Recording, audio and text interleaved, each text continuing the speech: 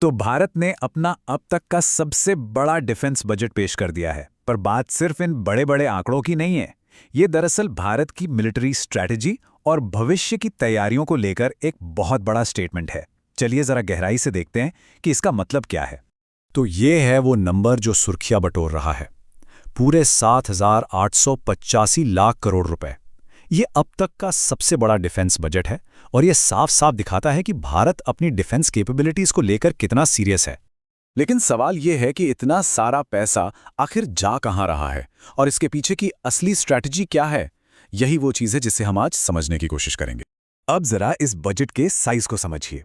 पिछले साल के मुकाबले इसमें 15% से भी ज्यादा का जंप है और ये अब देश की कुल जीडीपी का 2% बन गया है। इससे पता चलता है कि डिफेंस कितनी बड़ी प्रायोरिटी है।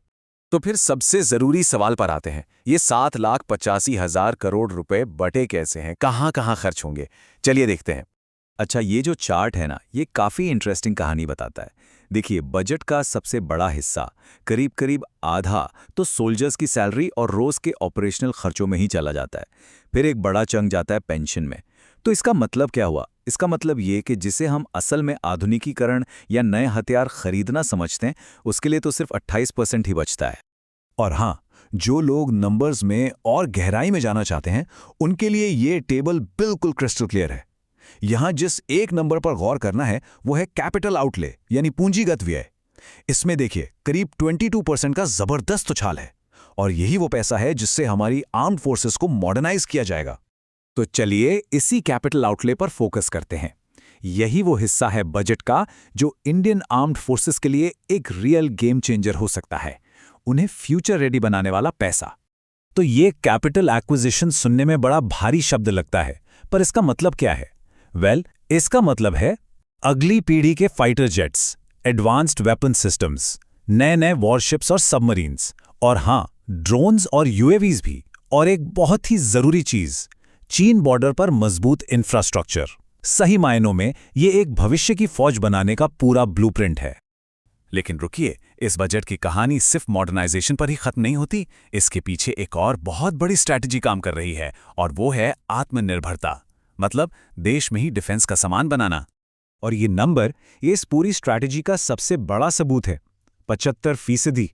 सोचिए, मॉडर्नाइजेशन के लिए जो भी पैसा है उसका 3/4 हिस्सा, यानी करीब 1.39 लाख करोड़ रुपए सिर्फ और सिर्फ इंडियन कंपनीज के लिए रिजर्व कर दिया गया है। और ये कोई अचानक से लिया गया फैसला नहीं है, बिल्कुल नहीं। ये स्लाइड देखिए, ये ट्रेंड कितना साफ दिख रहा है। पिछले कुछ सालों में ये एक सोची समझी पॉलिसी रही है।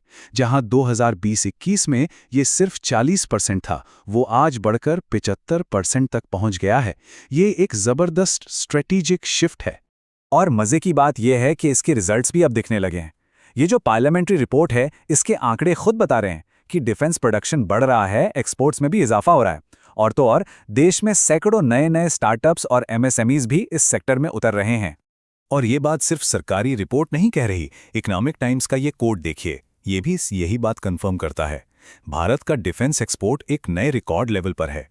इसका मतलब साफ है, हमारी डोमेस्टिक इंडस्ट्री अब सिर्फ देश की जरूरतें ही पूरी नहीं कर रही, बल्कि ग्लोबल मार्केट में भी अपनी पहचान बना रही है। अच्छा, अब जरा एक स्टेप पीछे लेते हैं, जूम आउट करके देखते हैं कि भारत का ये बढ़ता हुआ खर्च ग्लोबल सीन में कहां फिट होता है। ये चार्ट देखिए, भारत अब दुनिया के टॉप 5 मिलिट्री स्पेंडर्स में शामिल हो चुका है। और ऐसा करने वाला भारत अकेला नहीं है, ये एक ग्लोबल ट्रेंड का हिस्सा है। पिछले 10 सालों में भारत का डिफेंस पर खर्च 42% बढ़ा है, लेकिन इसी टाइम में चीन ने अपना खर्च करीब 60% और रूस ने तो लगभग 100% बढ़ा दिया है। पूरी दुनिया में जैसे हथियारों की एक नई दौड़ सी शुरू हो गई है। तो आखिर में ये सवाल हमारे सामने खड़ा होता है, एक ऐसी दुनिया में जहां हर बड़ा देश अपनी सैन्य ताकत बढ़ा रहा है, क्या खुद के बनाए हथियारों पर निर्भर रहना, यानी आत्मनिर्भरता ही नेशनल सिक्योरिटी की सबसे बड़ी गारंटी है? ये बजट कम से कम उसी दिशा में एक बहुत बड़ा कदम जरूर लगता है।